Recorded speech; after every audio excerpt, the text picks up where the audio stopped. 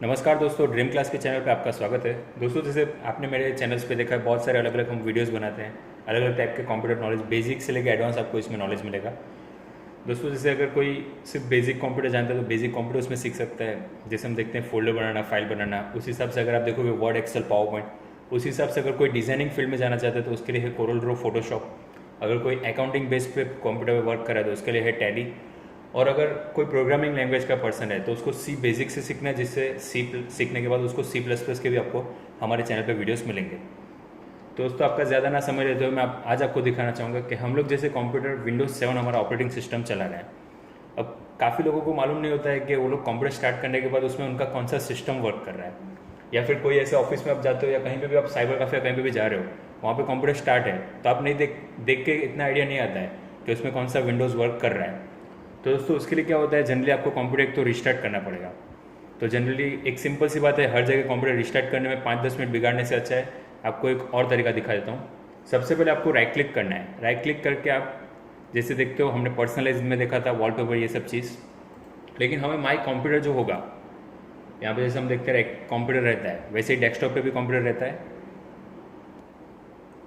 तो डेस्कटॉप पे भी जैसे आपके पास कंप्यूटर है, आप वहाँ पे राइट क्लिक करके प्रॉपर्टीज़ में जाएंगे। आपके सामने डायरेक्टली दिखने में आएगा जो भी आपका प्रोग्राम, जो भी आपका सिस्टम यानी कि ऑपरेटिंग सिस्टम वर्क कर रहा है। इसमें आप देख सकते हैं विंडोज 7 प्रोफेशनल, ये उसका इसमें सिस्टम वर्क कर रहा है। उसमें भी दोस्तों सर्विस पैक, उसमें जैसे आप देखोगे अलग अलग सर्विस वाइज होते हैं। जनरली ये इसमें कैसा होता है, विंडोज 7 प्रोफेशनल है, विंडोज 7 होम प्रीमियम है, विंडोज 7 बेसिक है, या फिर अलग अलग रहते हैं। और विंडोज 7 अल्टीमेट भी रहता है। वैसे अगर आप देखोगे Windows XP service pack 1, service pack 2, service pack 3, वैसे अगर यहाँ पे विंडोज 10 है तो विंडोज 10 का भी अगर नेम अलग से लिखा जाता है। उस हिसाब से अब नीचे बात करते हैं सिस्टम। तो सिस्टम में देखेंगे रेटिंग यहाँ पे आपको दिखा रहा है, उसके हिसाब से देखिए प्रोसेसर आपको दिखाएगा कौन सा आपका प्रोसेसर है, इंटेल कोर 2 डियो। और उसके साइड पर आप देखोगे दोस्तों 2.93 गीगाहर्ट्ज़ और 2.92 गीगाहर्ट्ज़।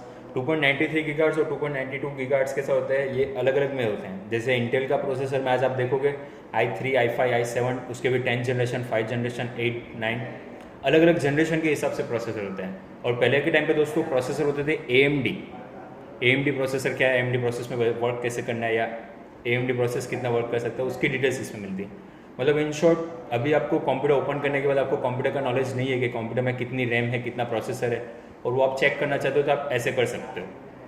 उसके बाद नीचे आप दोस्तों देख रहे हैं इंस्टॉल रैम मेमोरी है 2 GB।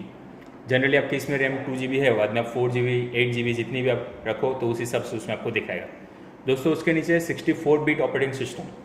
अब सिस्टम बिट में कैसा रहता है, सिस्टम टाइप 32 बिट और 64 बिट दो अलग अलग आते हैं। उसी हिसाब से कंप्यूटर के जो सॉफ्टवेयर के साथ साथ प्रोग्राम भी बनते हैं। अगर मैं 64 बिट में 32 प्रोग्राम का कोई भी इंस्टॉल करना चाहूँगा तो वो मुझे इंस्टॉल नहीं करने देगा। वैसे ही सेम जब आप 32 बिट में कोई 64 बिट का प्रोग्राम डालना चाहोगे तो वो भी आपको इंस्टॉल नहीं करने देगा।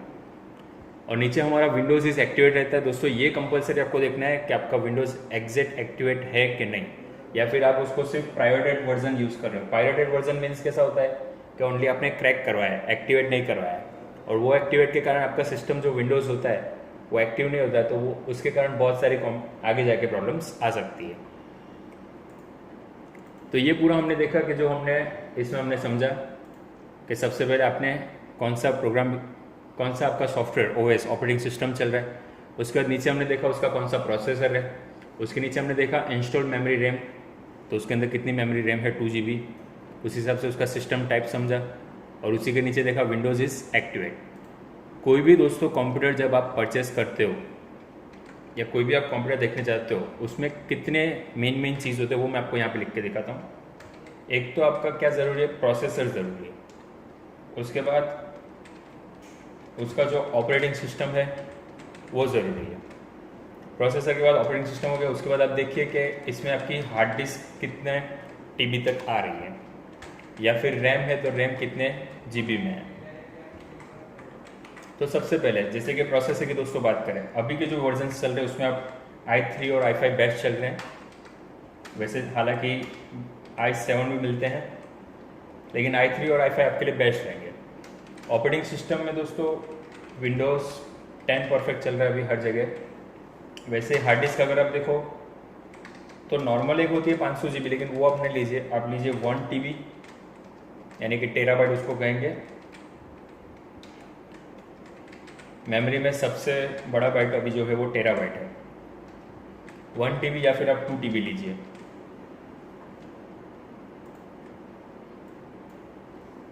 और दोस्तों उसके बाद रैम की बात करते हैं।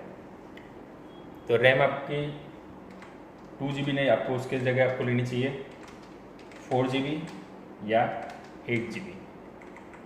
अब जो i3 या i5 भी ले रहे हो तो उसमें भी वर्जन आएंगे दोस्तों, तो उसमें भी वर्जन मैं आपको नीचे दिखाता हूँ। जैसे कि i3 है तो उसका आप कौन सा जनरेशन ले रहे हो, जैसे कि 10 जनरेशन जो अभी लेटेस्ट चल रहा है,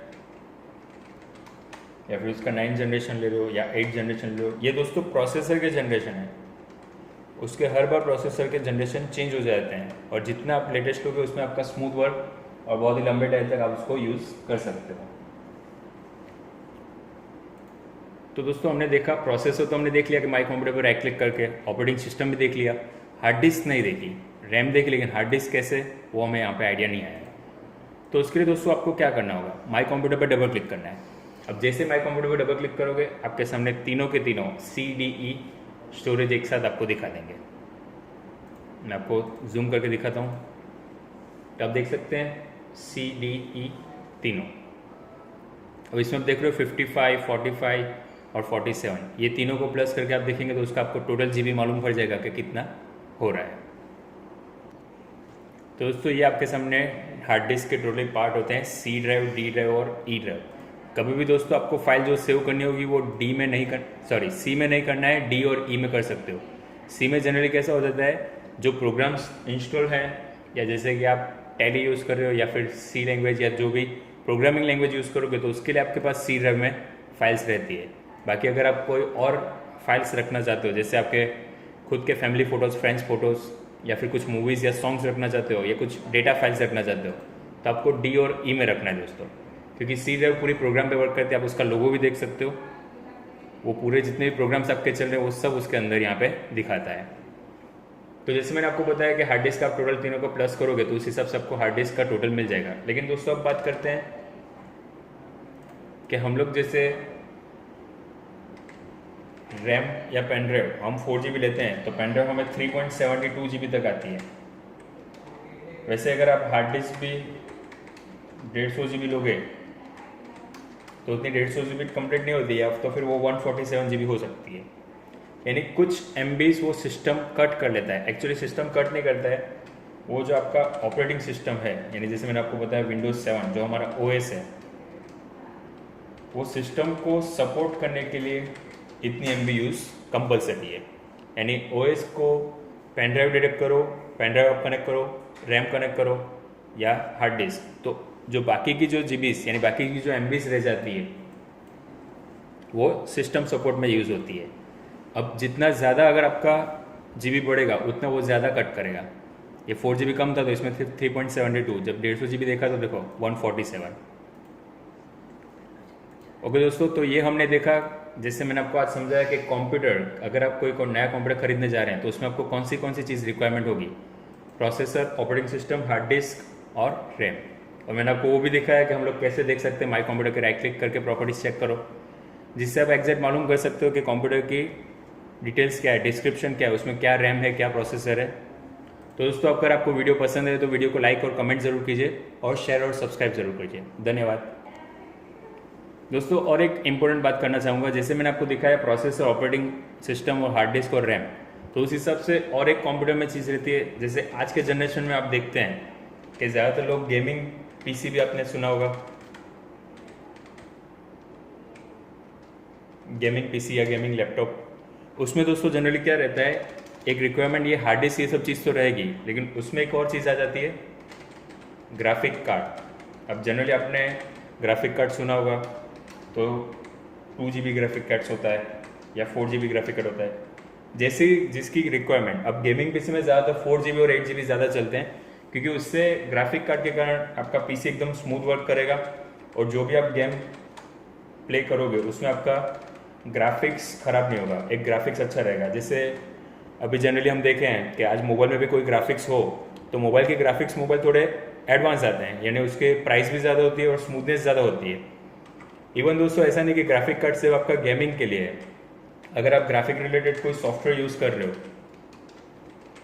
जो हैवी सॉफ्टवेयर्स होते हैं, जैसे फॉर एग्जांपल अगर आप ऑटोकैड से भी एडवांस हो जाते हैं, 3ds मैक्स होता है, फिर जैसे स्केचअप होता है, तो ये सब सॉफ्टवेयर ऐसे हैं जो ग्राफिक्स में ज़्यादा यूज़ होते हैं। और ग्राफिक्स में यूज़ क्यों होता है? क्योंकि ये सॉफ्टवेयर कोई 500 MB या 800 MB के अंदर ख़त्म नहीं होने वाले हैं। ये सॉफ्टवेयर ऐसे हैं जो 4-4 GB के सॉफ्टवेयर अपनी स्टोरेज कैपेसिटी होती है, तो उनको चलाने के लिए ग्राफिक कार्ड कंपलसरी है। अगर आप एज ए ग्राफिक डिज़ाइनर हैं तो आपके जो कोरोडो के लेटेस्ट वर्जन है, फोटोशॉप के लेटेस्ट वर्जन है, उसके बाद अगर आप इलिस्ट्रेटर जानते हैं तो इलिस्ट्रेटर भी दोस्तों वही चीज़ रहती है, इलिस्ट्रेटर में भी आप ग्राफिक कार्ड्स होना कंपलसरी है। या फिर अगर आप आफ्टर इफेक्ट पे वर्क कर रहे हैं या फिर आप एडोब प्रीमियम पे वर्क कर रहे हैं, तो ये सब चीज़ के लिए ग्राफिक कार्ड बहुत कंपलसरी हो जाता है, जिससे आपका पीसी और स्मूथ चले और ज़्यादातर ग्राफिक्स वर्क आप कर सकते हो। तो दोस्तों जनरली हम लोग अगर कोई नया पीसी लेने जाते हैं तो वो लोग सामने एक ही चीज़ पूछते हैं कि आपको कौन से बेस पे वर्क कर रहे हो, यानी एज ए स्टूडेंट बेस पे हो या फिर एज ए वर्क बेस पे। तो उस हिसाब से वो लोग आपको स्टोरेज, हार्ड डिस्क, रैम सब समझाते हैं। और ज़्यादातर लोग अगर न्यू यूज़र होते हैं, न्यू कंप्यूटर हम लेने जाते हैं, तो हमें ये सब चीज़ नहीं मालूम पड़ती है। तो हम लोग क्या करते हैं, जिसको कंप्यूटर का नॉलेज है उसको साथ में लेके जाते हैं। तो दोस्तों ये मेरा वीडियो आपको इसी के लिए है कि अगर आप न्यू यूज़र हो तो आपको भी मालूम होना चाहिए प्रोसेसर, ऑपरेटिंग सिस्टम क्या है। तो दोस्तों ये वीडियो देख के आप खुद अगर कंप्यूटर लेने जा रहे हो तो आपको ये सब चीज़ का नॉलेज एक अच्छे से मिल जाएगा। दोस्तों धन्यवाद, और ऐसे ही आप हमें हमारे वीडियोस को अच्छे से देखते रहिए, और आपके प्यार के लिए शुक्रिया।